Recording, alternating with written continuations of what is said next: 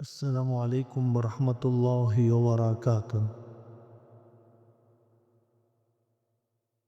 نحمده ونصلي على رسوله الكريم اما بعد۔ اعوذ باللہ من الشیطان الرجیم، بسم اللہ الرحمن الرحیم۔ ولا يجرمنكم شنآن قوم على الا تعدلوا اعدلوا هو اقرب للتقوى۔ صدق اللہ العظیم۔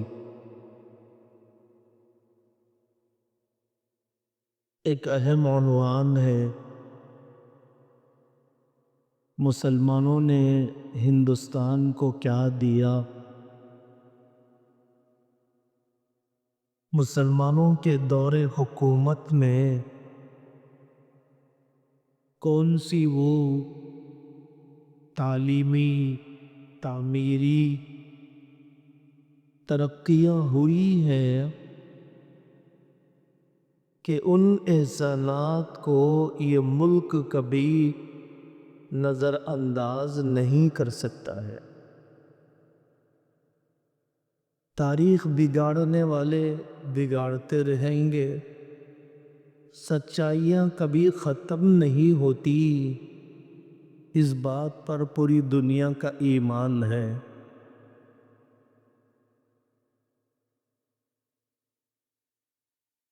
حضرت رسول اللہ صلی اللہ علیہ وسلم کے سامنے ہندوستان کی چیزوں کا تذکرہ ہوا کرتا تھا۔ خلفائے راشدین کے دور میں صحابہ کرام اس ملک میں آئے، مسلمان جہاں پر بھی گئے انہوں نے تجارت کی، کاروبار کیا، لیکن مقامی لوگوں کو لوٹا نہیں، مقامی لوگوں کے خزانے عربستان منتقل نہیں کر لیا، مفتوح قوموں کے ساتھ ہرگز انہوں نے ظلم اور زیادتی کا معاملہ نہیں کیا۔ سب سے بڑا احسان اس ملک پر مسلمانوں کا یہ ہے کہ انہوں نے توحید کے عقیدے سے ان کو واقف کروایا۔ سورج اور چاند کی پوجا کرنے والے سورج اور چاند پر ریسرچ کیسے کر سکتے تھے؟ سب سے بڑا احسان مسلمانوں کا اس سرزمین پر یہ ہے کہ بھید بھاؤ کو ختم کیا۔ بھید بھاؤ کو ختم کرنے والی زندگی بتلائی۔ ڈاکٹر امبیڈکر صاحب کی محنتوں سے دلت لوگوں کو ریزرویشنز تو مل گئے، لیکن عزت آج تک نہیں ملی۔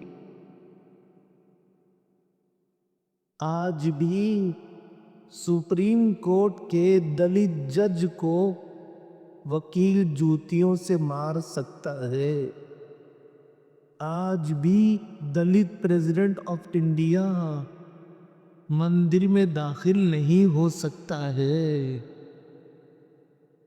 صحابہ اور صوفیہ دونوں نے منو سمرتی اور برہمن آئیڈیالوجی کے خلاف انسانوں کو انسانیت دی۔ تیسرا احسان عورتوں کو ستی کی رسم سے بچایا۔ واقعتاً انہوں نے سیاسی حریفوں کو شکست دی، اقتدار کو حاصل کرنے کی انہوں نے کوشش کیا، لیکن عوام الناس اور بھولی بھالی زیادتی ہرگز نہیں کی انہوں نے۔ اکا دکا واقعہ۔ محمد بن قاسم رحمت اللہ علیہ آئے، راجہ داہر کا کیا ظلم تھا اس ملک میں، پڑھنا چاہیے۔ یہ ملک سونے کی چڑیا تھا، تبھی تو انگریز نے کوششیں کی کولونیزم کی، یہاں پر پنجے گاڑنے کی، یہاں کے خزانے لوٹنے کی۔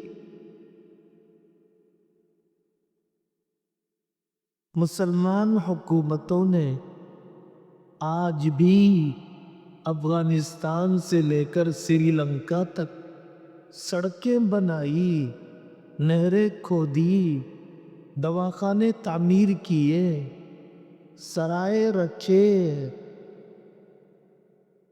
آسمانی آفات قحط سالیوں میں انسانوں کی مدد کی۔ تاریخ کا یہ باب دشمن تو مٹانا ہی چاہتا ہے، ہم اس سے بڑے ظالم ہیں جو پڑھنا نہیں چاہتے۔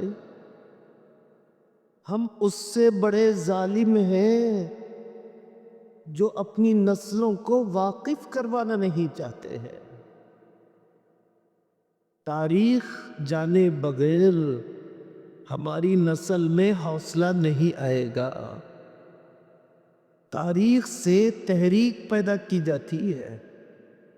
انا النبی لا کذب، انا ابن عبد المطلب، میں نبی ہوں جھوٹا نہیں، میں عبد المطلب کا بیٹا ہوں۔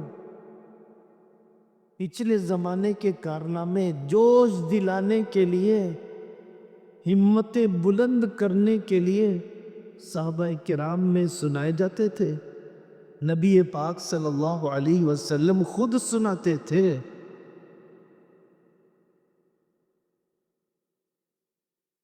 کتنے مدرسے تھے جس زمانے میں انگریز نے اس ملک میں ہلہ مچایا،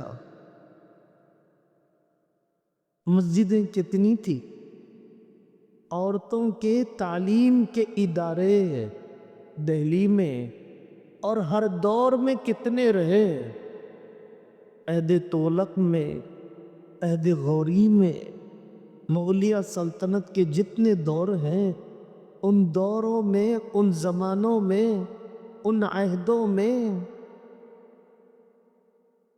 تعلیمی ادارے کتنے فعال، رضاکارانہ، بغیر فیس کے، اونچے اقدار کے ساتھ پڑھانے والے موجود ہوا کرتے تھے۔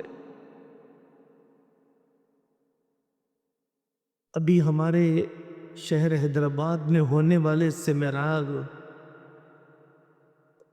میں علماء کرام نے مقالات پیش کیے، ان مقالات میں وہ موضوعات بھی موجود ہے کہ مسلمانوں نے ہندو بھائیوں کی کتابوں کا اردو میں ترجمہ کیا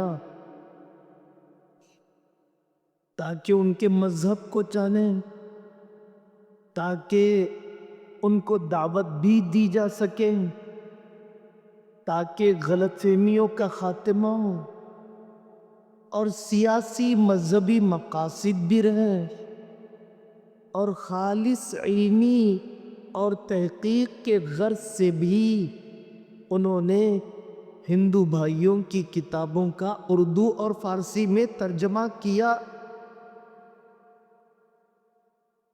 ہندو بھائیوں کی تعلیمی ترقی میں مسلمان سلطنتوں کا حصہ، یہ مستقل باب ہے ہمیں جاننے اور پڑھنے کا۔ نظر انداز نہیں کیا گیا اس آبادی کو، ان کی عدالتیں الگ قائم کی گئی، ان کے مذہبی بڑوں کو ان کے لیے جج بنایا گیا، بلکہ اس ملک میں رہنے والی پسماندہ، بیکورڈ اور بی سی، چھوٹی ذات سمجھے جانے والے لوگوں میں تعلیمی شعور بیدار کیا۔ بطور خاص ہندوستان کے حیدرآباد کا علاقہ آصف جاہی سلطنت نے نظام بنایا پسماندہ ذاتوں کو اونچا اٹھانے کے لیے۔ نظام حیدرآباد نے ہندو بنارس یونیورسٹی کو خطیر رقم سے مدد کی۔ یہ وسعت ظرفی مسلمانوں میں رہی ہے۔ اسلام کا تقاضا ہے کہ کسی قوم پر محض ضد کی وجہ سے، تعصب کی وجہ سے کسی قوم پر زیادتی نہ کی جائے۔ بڑے بڑے کتب خانے آپ رامپور میں دیکھیے، دہلی میں دیکھیے، جنوب میں دیکھیے، یہاں آصفیہ لائبریری، یہاں دار الترجمہ، یہاں پر دار المعارف العثمانیہ، یہاں پر دار المعارف النعمانیہ، اور کتب خانوں کے علاوہ ریسرچ سینٹر، دار المصنفین، ندوۃ المصنفین، بڑے بڑے ریسرچ اسکالر، محققین دنیا میں جن کی تحقیقوں کو مانا گیا، دنیا میں جن اداروں سے طبع ہونے والی کتابوں کو قدر کی نگاہوں سے دیکھا گیا، جن تعلیمی اداروں کی وجہ سے ہندوستان کی دنیا بھر میں شناخت قائم ہوئی، ایسے ادارے علماء کرام نے قریبی زمانے میں بھی قائم کیے ہیں۔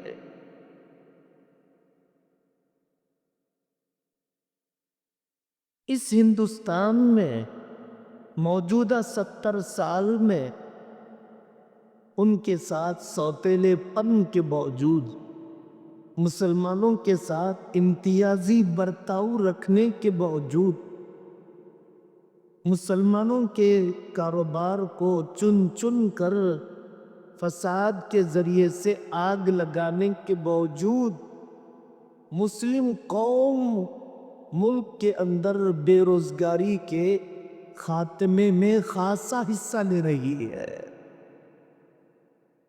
مراد آباد میں دیکھیے پیتل کی کمپنیاں، علی گڑھ میں دیکھیے تالے بنانے کی کمپنیاں، مالیگاؤں میں جائیے وہاں پر ہینڈلوم کا بڑا کاروبار، بنارس اور مئو میں دیکھیے ریشم اور سلک کا کاروبار، مدراس کے علاقے میں کتنی کمپنیاں ہیں۔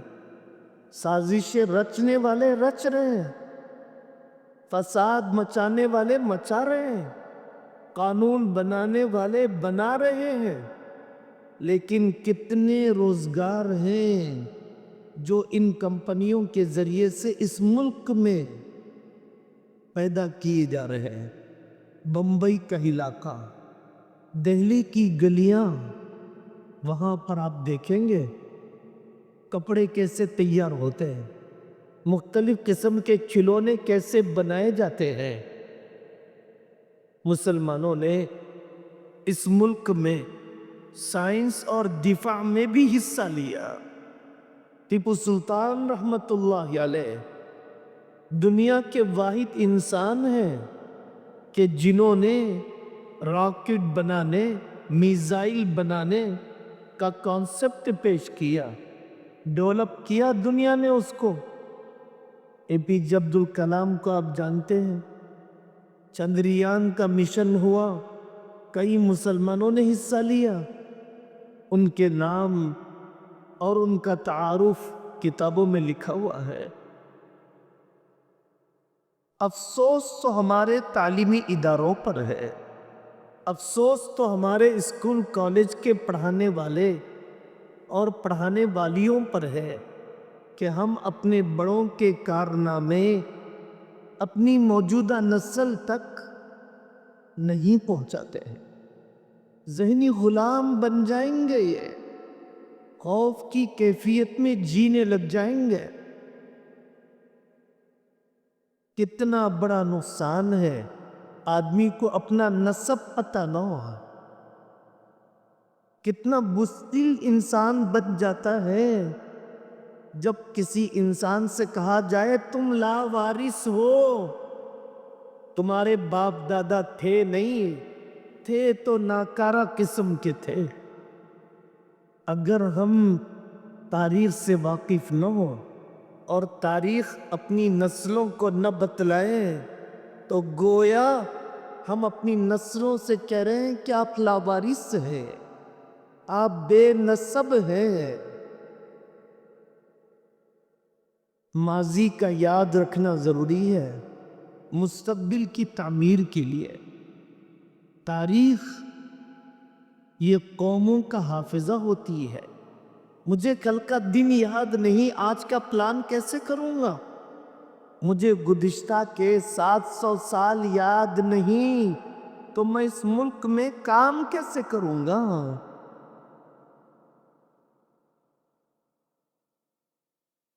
تعلیم اور امن اور انصاف، ذمہ دار شہری کے تیار کرنے میں مدارس کا کردار، مسلم اداروں کا کردار، علی گڑھ یونیورسٹی، جامعہ ملیہ یونیورسٹی، یہاں پر عثمانیہ یونیورسٹی کوئی معمولی کام نہیں کر رہے ہیں۔ کیسے افراد تیار کیے جا رہے ہیں، کتنا بڑا حصہ ہے ہمارے ملک میں ان فارغین کا، اور ان اداروں سے فائدہ اٹھانے والوں کا۔ معمولی کام نہیں کیا۔ حضرت مولانا ابوالکلام آزاد رحمۃ اللہ علیہ نے پہلے وزیر تعلیم بن کر انتظام اور انصرام اور تعلیم کے نئے نئے میتھڈ اور سسٹم ایسا ڈیولپ کیا ہے کہ یہ ملک کبھی ان کے احسانات کے بوجھ سے ہلکا آسانی سے نہیں ہو سکتا ہے۔ وہی شہر ہے جو مسلمان دور حکومت میں بسے ہیں۔ لوگ نئے شہر تو بساتے نہیں، نام بدلنے کی فکر میں رہتے ہیں۔ نئی عمارتیں تو بناتے نہیں، لیکن ان عمارتوں کے نیچے کسی اور کی عبادت گاہیں تلاش کرنے کی فکر میں ہے۔ اس ملک کے اندر عظیم پریم جی نے، ڈاکٹر حبیب گھورا نے، یوسف خواجہ نے، اس عبد الرحمن یونیورسٹی نے بہت بڑا کام کیا۔ میڈیکل کے میدان میں، فارمیسی کے میدان میں گزشتہ مسلمانوں کے کارنامے رہے۔ چھوڑ دیجئے اندلس اور بغداد کو، لیکن گزشتہ 70 سال میں بھی، چاہے کورونا کا زمانہ ہو یا مختلف قسم کے انجیکشنز بنانے، دوائیں تیار کرنے، مشہور کمپنیوں میں اپنی تحقیق کے ذریعے سے، ریسرچ کے ذریعے سے حصہ لینے میں بھی بہت بڑا تعاون ہے، بہت بڑا اشتراک ہے، بہت بڑی حصہ داری ہے مسلمانوں کی۔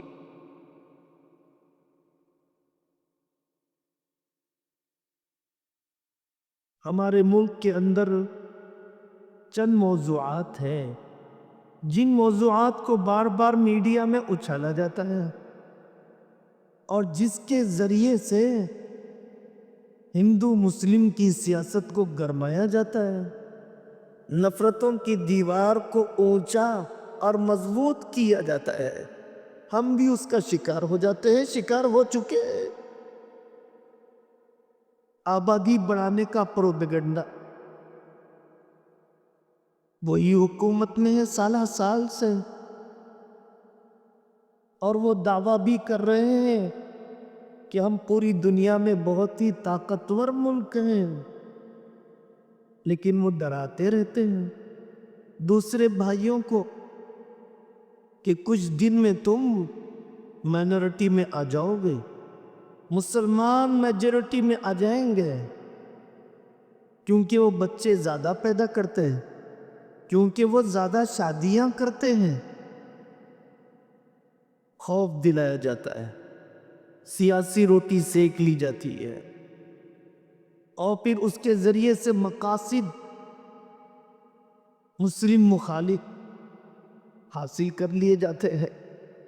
حالانکہ اگر گراؤنڈ ریئلٹی دیکھی جائے، جو اعداد و شمار، جو ریشیو معتمد ذرائع سے ملتے ہیں، مسلمانوں میں شرح پیدائش اور بچوں کی ولادت کی مقدار کم ہو گئی۔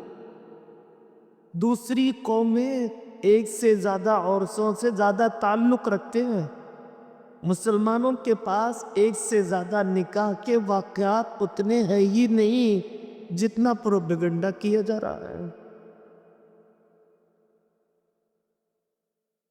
ایک اور موضوع جو بار بار اٹھایا جاتا ہے، پورے ملک میں خوف کی نفسیات پیدا کی جاتی ہیں شیواجی مہاراج کے بارے میں۔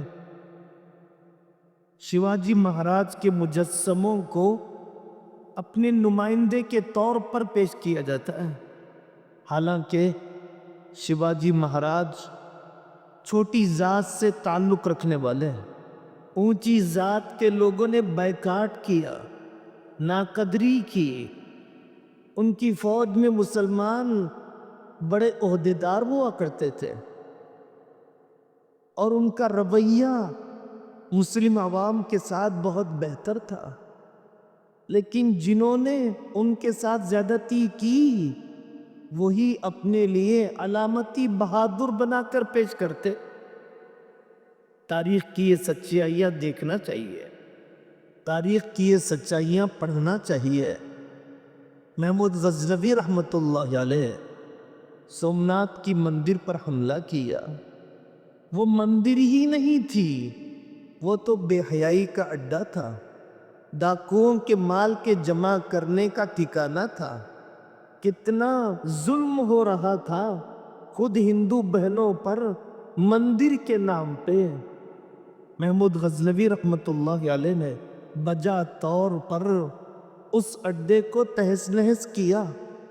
بعض جگہوں پر مسجدوں کو استعمال کیا جا رہا تھا، اورنگزیب رحمۃ اللہ علیہ نے ان مسجدوں کو بھی توڑا۔ وہ مسجد نہیں تھی، وہ سازش رچنے والوں، فتنہ پروروں، مکاری کرنے والوں نے مذہبی جگہوں کو اپنے مفادات، اپنے پرسنل بینیفٹس کے وصول کرنے کے لیے استعمال کیا تھا۔ ہمیں چاہیے میرے عزیزوں، اپنی تاریخ کو پڑھیں، اور جو علماء کرام اور جو اکابر اس موضوع پر کام کر رہے ہیں ان کام کرنے والوں کی قدر کریں۔ دستور بن رہا تھا، کانسٹیٹیوشن بن رہا تھا، ساتھ دیا مسلمانوں نے۔ 150 کانسٹیٹیوشن بنانے والے لوگوں کی لسٹ میں مسلمانوں کی بڑی تعداد حضرت مولانا حسرت علی موہانی سے لے کر حضرت مولانا ابوالکلام آزاد رحمت اللہ علیہ تک۔ ڈابھیل آئے گاندھی صاحب اپنی یاترا میں، وہاں کی تاریخ میں لکھا ہے کہ وہاں کے مسلمانوں نے ان کی ستیہ گرہ میں مدد کی اور ان کو مالی طور پر امداد پیش کی، مضبوط کیا تاکہ وہ اپنے مشن کو آگے بڑھا سکے۔ کتنے نوجوانوں کو بے گناہ پکڑ کر 10-12 سال کے بعد بری کیا جا رہا ہے، اور پھر کوئی جرم ثابت نہیں ہو پاتا ہے، اس کے باوجود مسلمان ہیں جو پرامن بنا ہوا ہے، جو قانون کا احترام چاہتا ہے، جوڈیشیل سسٹم کے اعتماد کو باقی رکھنا چاہتا ہے، بدعنوانیوں کے دسیوں واقعات کے باوجود روب کٹنے سے متاثر نہیں ہونا چاہیے۔